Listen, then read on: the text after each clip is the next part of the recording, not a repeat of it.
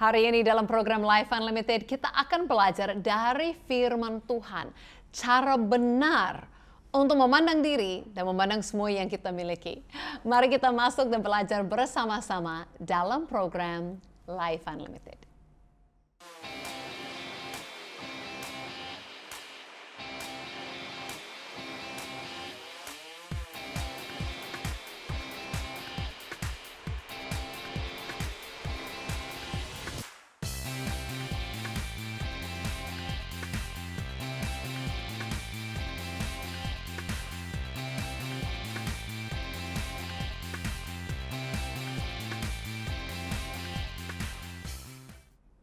Ya, halo, apa kabar kepada semua pemirsa Life Unlimited dimanapun berada di seluruh Indonesia. Wow, sangat luar biasa.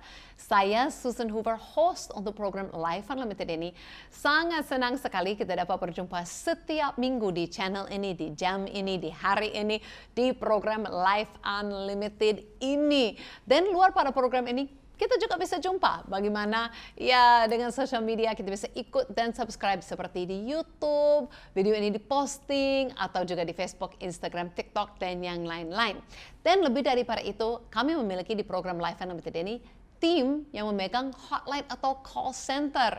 Jadi dapat hubungin ya, dapat bertanya langsung, minta doa, mungkin ceritakan apa yang didapati di program ini. Wah, kami senang sekali ya ada connect dengan semua pemirsa. Dan saya senang sekali karena setiap bulan saya terima laporan-laporan, bukan saja berapa orang yang hubungi, tetapi juga kesaksian-kesaksian apa yang terjadi. Ya, itu buat kami lebih senang lagi. Seperti kemarin itu saya ada seseorang yang hubungin dari Morowali. Wow, dan berkata mereka minta doa karena susah tidur dan selalu cemas di malam hari. Setelah didoakan, besoknya langsung beri kabar demikian. Langsung besoknya. Puji Tuhan, terima kasih buat saudaraku dalam Yesus Kristus yang sudah mendoakan saya. Sehingga semalam gitu kan, saya bisa tidur pula. Semoga kasih dan perlindungan Tuhan terus menyertaiku sekarang sampai lama-lamanya. Amin. Bayangkan sudah lama gak bisa tidur. Nah, ini ada beberapa orang pun yang mengalami seperti ini. Tetapi setelah didoakan, tidurnya, istirahatnya, damainya dipulihkan kembali. Sangat luar biasa. Jadi sepanjang program ini ada nomor yang muncul di bawah, itu adalah hotline atau call center. Segera juga hubungi kami. Kami senang untuk ambil bagian melihat apa yang Tuhan melakukan dan pulihkan di dalam hidupmu juga. Nah, bagi pemirsa yang setia sudah tahu series kita yang adalah All Things atau segala sesuatu, di mana kita temukan ayat demi ayat apa yang Tuhan memberi kepada kita. Minggu lalu kita baru belajar bahwa Tuhan berkata Dia membuat kita kaya dalam segala sesuatu, dan kita sudah belajar apa artinya itu. Wow, luar biasa. Nah, hari ini kita akan belajar lebih lagi bagaimana memandang diri atau menganggap atau memandang hal-hal yang kita miliki sesuai dengan firman Tuhan. Nah, itu ada dari Rasul Paulus yang dituliskan di dalam Filipi. Nah, kita akan baca mulai dengan hari ini, kita akan membaca ayat temanya, temukan temanya, dan kita akan temukan caranya bagaimana kita pun dapat melakukannya. Karena dikatakan, ayat cukup terkenal di Filipi 3 ayat yang ke-8. Rasul Paulus katakan, malahan segala sesuatu, itu adalah segala sesuatu tema kita ya, ku anggap rugi karena pengenalan akan Kristus Yesus Tuhanku lebih mulia daripada semuanya. Oleh karena Dialah aku telah melepaskan semuanya itu dan menganggapnya sampah supaya aku memperoleh Kristus. Nah, kalau dalam bahasa Inggrisnya ayat-ayat di sini kadang-kadang berkata menganggapnya atau versi lain berkata menghitungnya. Nah, bahasa Inggrisnya lebih seperti itu. Count all things, menghitung bagaimana cara kita menilai segala sesuatu. Jadi tema kita untuk kita hari ini adalah count all things. Bagaimana kita menilai, bagaimana kita memperhitungkan atau menganggap segala sesuatu. Nah, Rasul Paulus di sini berkata dia menganggap segala sesuatu itu seperti sampah atau rugi dibandingkan dengan Yesus. Nah, mungkin kita merasa belum bisa melakukan itu. Bagaimana kita menganggap segala sesuatu itu seperti sampah? Bagaimana melakukannya? Nah, makanya hari ini kita akan dapat 3 hal kita pelajari dari pasal ini dari Rasul Paulus supaya kita juga dapat menghitungnya sama seperti dia. Mau tahu bagaimana? Oke, karena itu kita akan langsung masuk dalam firman Tuhan, tapi mulai dengan ayat yang ketiga. Kita mulai dengan 3b, di mana dia berkata seperti ini. Ceritakan orangnya, dan dia ingatkan kenapa dia harus ajarin mereka untuk melakukannya. Nasihat terus, yang sama-sama terus. Dan dia berkata mereka adalah yang beribadah oleh Roh Allah dan bermegah dalam Kristus Yesus dan tidak menaruh percaya pada hal-hal lahiriah. Dan dalam ayat berikut dia mulai mengatakan, sekalipun aku juga ada alasan untuk menaruh percaya pada hal-hal lahiriah. Jika ada orang lain menyangka dapat menaruh percaya pada hal-hal lahiriah, aku lebih lagi. Dan di situ dia mulai mengatakan kelebihannya siapa dia. Ya, dari latar belakangnya siapakah dia ini, Rasul Paulus. Jadi dia berkata, bukan karena siapa kita lahiriah. Nah, kalau itu harus seperti itu, bagaimana saya ini? Memang banyak yang di Indonesia ini, lihat saya.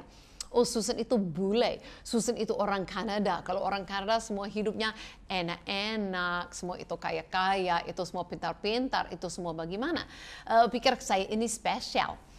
Tahu nggak, saya bukan spesial karena saya ini orang putih atau mata biru. Kalau di kampung saya, semua itu kulit putih dan mata biru. Ya saya bukan spesial, saya biasa, malahan biasa itu di sana. Dan tidak semua kaya-kaya, saya dari latar belakangnya miskin, dari kampung hanya 200 orang. Saya bukan memiliki latar belakang yang wow hebat-hebat. Jadi jangan kita akan memikir, kita ataupun kadang-kadang seperti itu, kita membatasi hidup karena apa latar belakang kita. Atau ada yang merasa dirinya hebat karena memiliki latar belakang yang baik.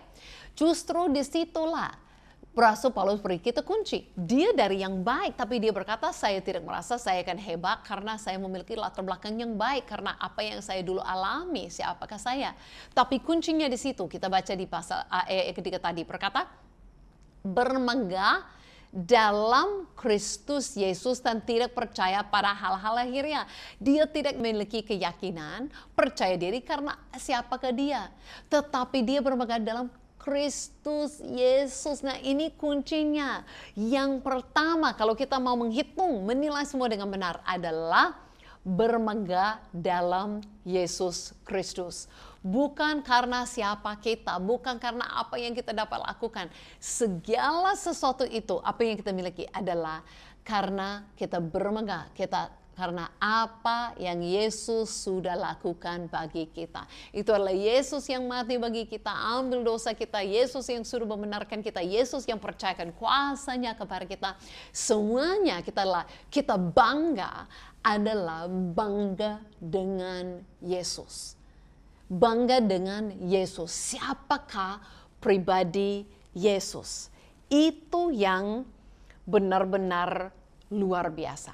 Itu saja, hanya pribadi Yesus. Nah, karena itu kita akan belajar lebih lagi dari Rasul Paulus dengan hal-hal yang dia pikir dulu dia banggakan. Memang dulu dia bangga, dulu dia sombong, dulu dia merasa dirinya hebat luar biasa. Bahkan dia ceritakan di ayat 5. Ini kebanggaannya dulu. Disunat pada hari ke-8 dari bangsa Israel, dari suku Benyamin, orang Ibrani asli, tentang pendirian terhadap hukum Taurat. Aku orang Farisi, tentang kegiatan aku penganiaya jemaat, tentang kebenaran dan menetapi hukum Taurat. Aku tidak bercacat. Wah, merasa dirinya hebat dulu, bangga, sombong. Tetapi apa yang dahulu merupakan keuntungan bagiku, sekarang kuanggapnya rugi karena Kristus. Nah, bukan itu semuanya hilang daripadanya. Dia masih memiliki suku itu, dia masih memiliki pengalaman itu. Tetapi maksudnya sekarang, apa yang dulu dia merasa membuat dia lebih daripada orang lain, sekarang dia merasa itu tidak berarti. Ini kuncinya, dia berkata, ayat yang ke-8 itu dia berkata, malahan segala sesuatu merugi karena pengenalan akan Kristus Yesus Tuhanku lebih mulia daripada semuanya itu. Yang dia dapat Yesus, semua dibandingkan dengan Yesus, Sudah tidak ada apa-apanya. Nah, ini yang kita perlu lakukan. Kalau kita mau benar-benar menilai semua dengan benar, seperti yang Rasul Paulus lakukan, kita harus belajar. Yang pertama itu adalah bermegah dalam Yesus, bukan dengan diri sendiri. Tetapi yang kedua, kadang-kadang kita harus bandingkan yang mana lebih enak, yang mana enggak.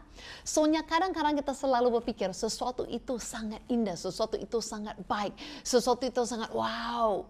Tetapi kenyataannya membandingkan dengan Yesus itu nggak ada apa-apanya. Itu nggak ada apa-apanya.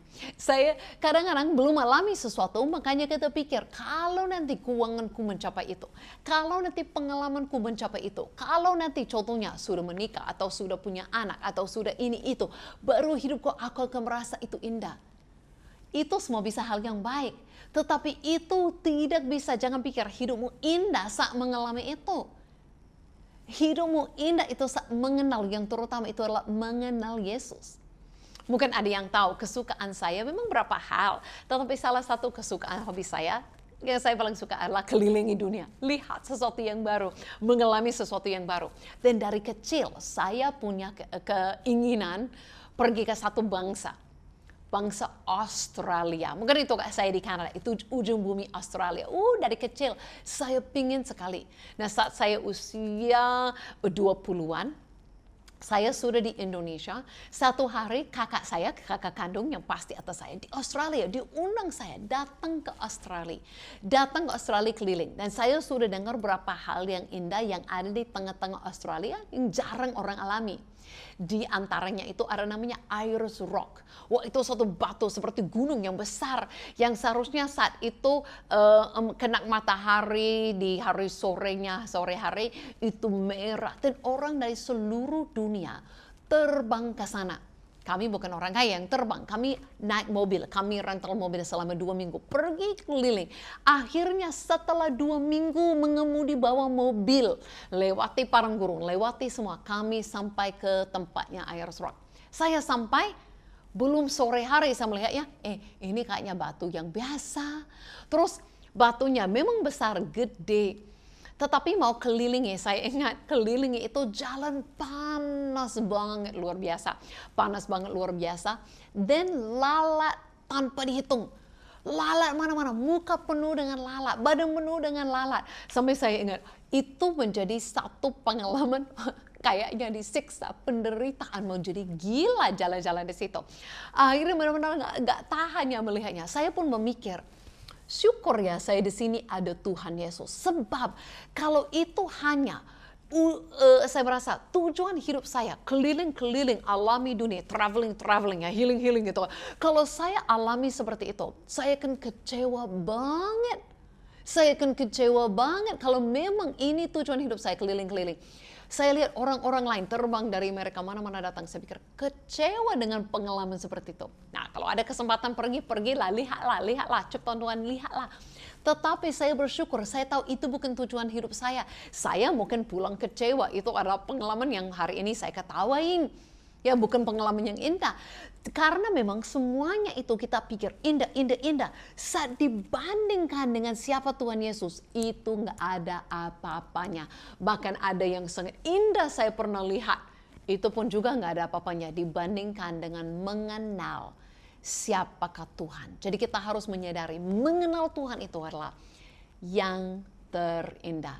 Mari kita ambil kesempatan ini untuk menyanyikan satu lagu yang cocok sekali. Mengenalmu. Mari kita nyanyikan bersama-sama. Dan ku ingin mengenalmu Tuhan, lebih dalam dari semua yang ku kenal.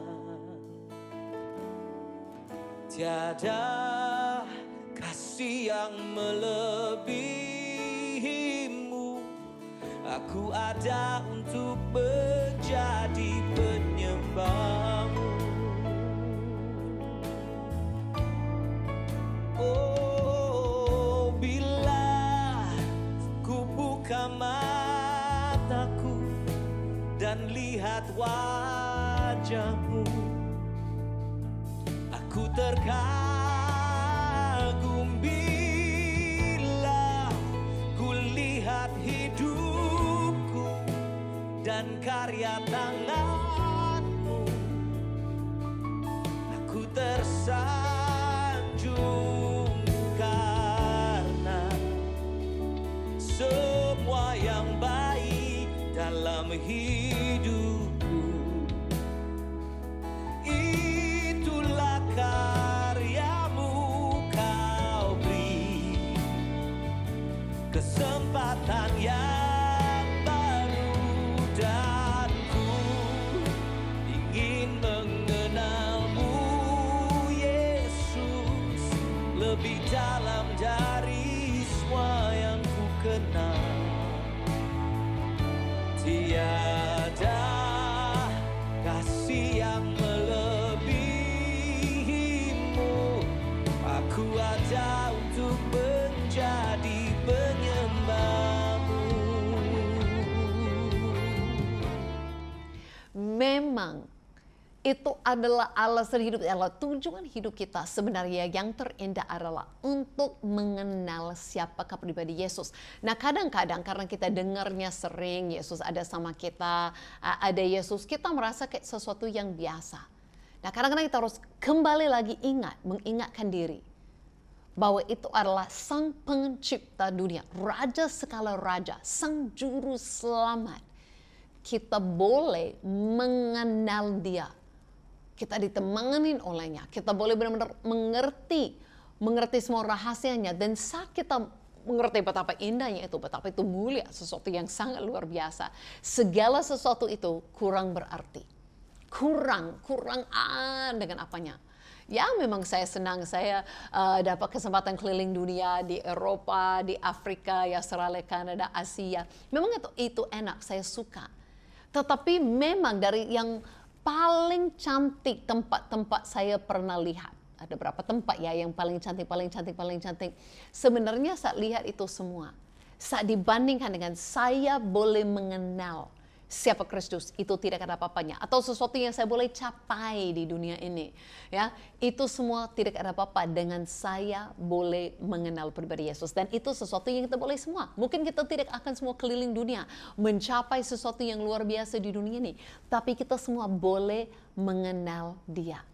Jadi kita harus mengerti hal yang terhebat kita pernah mencapai, apa yang kita miliki, itu tidak ada apa-apa kalau kita benar-benar bandingkan dengan Yesus. Bahkan Rasul Paulus katakan ini, dulu kesombongannya, kehebatannya, dia merasa aku orang paling benar, aku yang paling baik di dunia ini di antara semua manusia.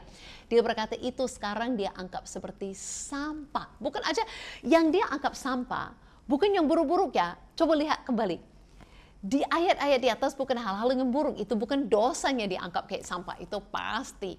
Tetapi maksudnya sampah itu adalah sesuatu yang sudah tidak berguna. Nah, dia katakan sekarang dia sukunya apa, ya, lahirnya apa, pendidikannya apa, itu sekarang dianggap sesuatu yang tidak berguna, seperti sampah. Dibandingkan dengan apa? Dibandingkan dia berkata dengan mengenal siapakah Kristus dan temukan kebenarannya Kristus. Nah, dulu dia berpikir kalau dia dapat membuat dirinya benar di hadapan Tuhan dengan apa yang dia lakukan. Sekarang itu udah nggak berlaku. Dengan dia terima dibenarkan oleh karena Yesus Kristus. Nah, saat dia temukan yang benar, dia dapat melepaskan yang lain seperti sampah. Nah, sesuatu yang kita pakai hari ini, mungkin ada di rumahmu, sesuatu yang rusak-rusak, sesuatu yang udah agak kurang-kurang, tetapi kita tetap pakai. Kenapa? Karena belum dapat penggantinya, belum dapat yang lebih baik. Seperti saya, ada satu kesalahan saya mengaku di sini ya. Dokter gigi selalu marahin saya karena saya sikat gigi terlalu kuat, sampai sikat gigi itu selalu cepat rusak. Sampai perlu diganti. Nah, sekarang ini pun mungkin kalau ada yang di rumah saya itu sikat gigi yang sudah mulai rusak, sudah tidak dalam kondisi baik. Tapi kenapa saya masih pakai? Saya masih pakai itu karena lebih baik pakai itu daripada nggak sikat gigi sama sekali kan. Jangan sampai nggak sikat gigi. Tetapi memang kalau saya sudah dapat sikat gigi yang baru, gampang sekali buang yang lama. Itu yang lama saya menganggapnya sampah cepat sekali karena sudah tidak berguna lagi bagi saya, sudah dapat yang baru. Nah, itu kalau saat kita temukan Kita dibenarkan karena terima Yesus, sudah dapat kebenaran yang sesungguhnya. Akan sangat gampang bagi kita menghitung kebenaran diri sendiri, perbuatan diri sendiri itu sudah tidak berlaku. Nah, kita tetap lakukan yang baik, pasti. Tetapi itu bukan cara kita diselamatkan. Jadi itu adalah dalam firman Tuhan mengajari kita, saat kita dapat yang benar-benar ada di dalam Yesus, pengenalan akan Tuhan Yesus, segala sesuatu yang lain itu kurang-kurang dibandingkannya. Udah seperti tidak berlaku, udah seperti sampah, sesuatu yang tidak berguna lagi bagi kita. Makanya setiap orang yang mengerti, yang mengenal Tuhan Yesus, pasti bukan orang sombong lagi. Karena sudah tahu yang kemuliaannya yang kita temukan itu karena Yesus dan bukan karena kita. Ya, sangat luar biasa ayat ini berkata bahwa Kristus Yesus, pengenalan akan Kristus Yesus lebih mulia daripada semuanya. Lebih mulia daripada apapun. Nah, ini adalah pengajaran dari Rasul Paulus. Bukan kita bisa datang ke satu gereja Rasul Paulus untuk lebih lagi temukan rahasia ini dari sana. Mari ikut saya dalam video klip yang singkat ini ke kota Roma, Italia. Saya di tempat yang kelihatan kaya, mulia, indah, cantik. Ini adalah tempat yang memperingati Rasul Paulus. Dan bagi orang Rom yang ada di sini, dipercayakan bahwa Rasul Paulus dikuburkan di sini. Nah, kalau kita lihat tempat yang begitu istimewa, mulia seperti ini, mungkin kita pun ingat Rasul Paulus dan mau seperti kagum kepadanya sebagai orang yang hebat-hebat, jauh lebih daripada kita.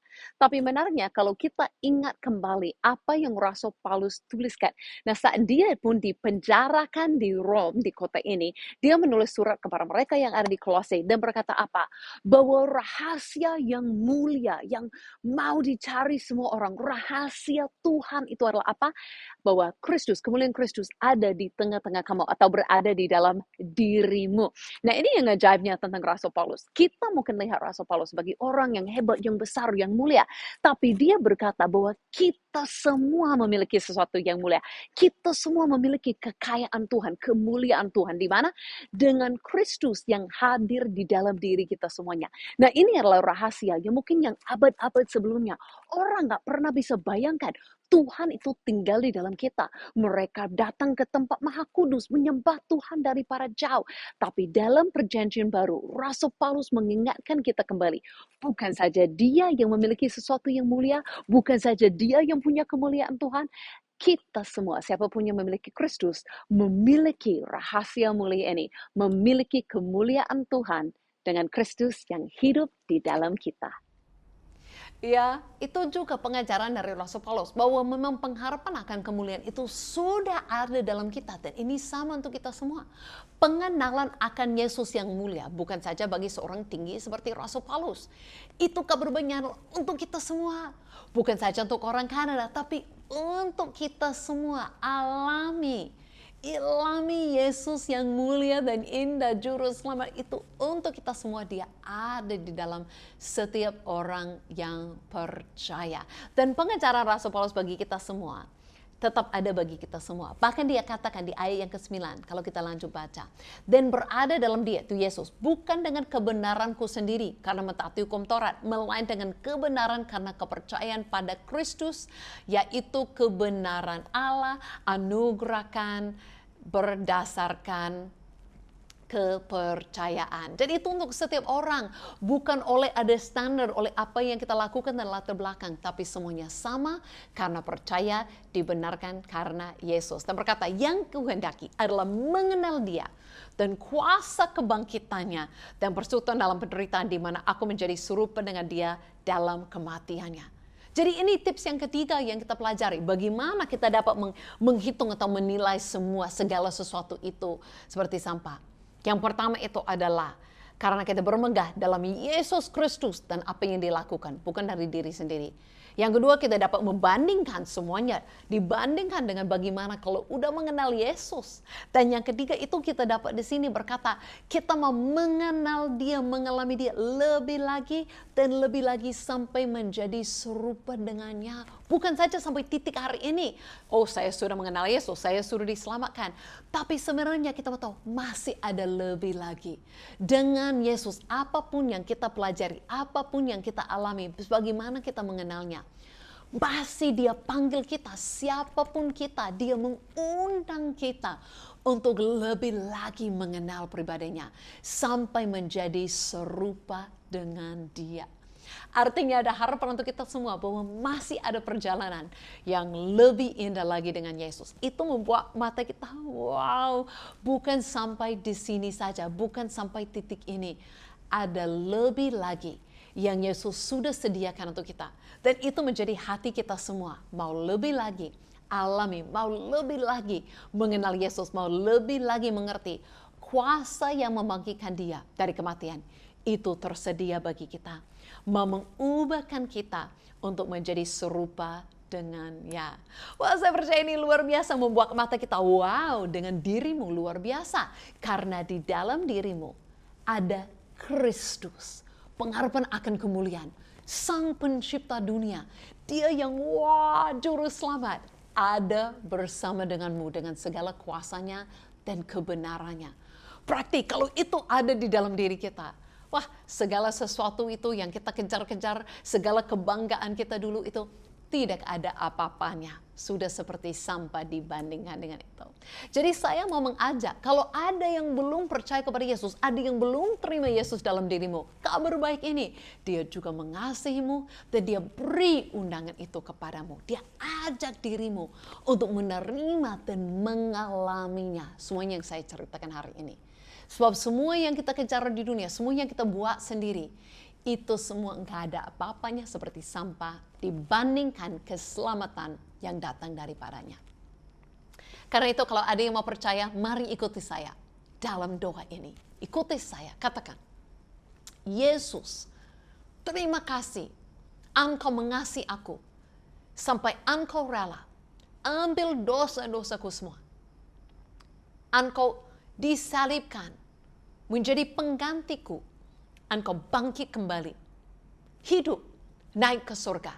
Dan saat ini, saat aku percaya kepadamu, Roh-Mu datang, masuk dalam hidupku. Aku menjadi ciptaan yang baru, anak Allah, bersama denganmu Yesus. Di dalam namamu, aku percaya, Engkau Tuhan dan Juru Selamat. Amin. Amin. Dengan doa yang sederhana, semuanya berubah.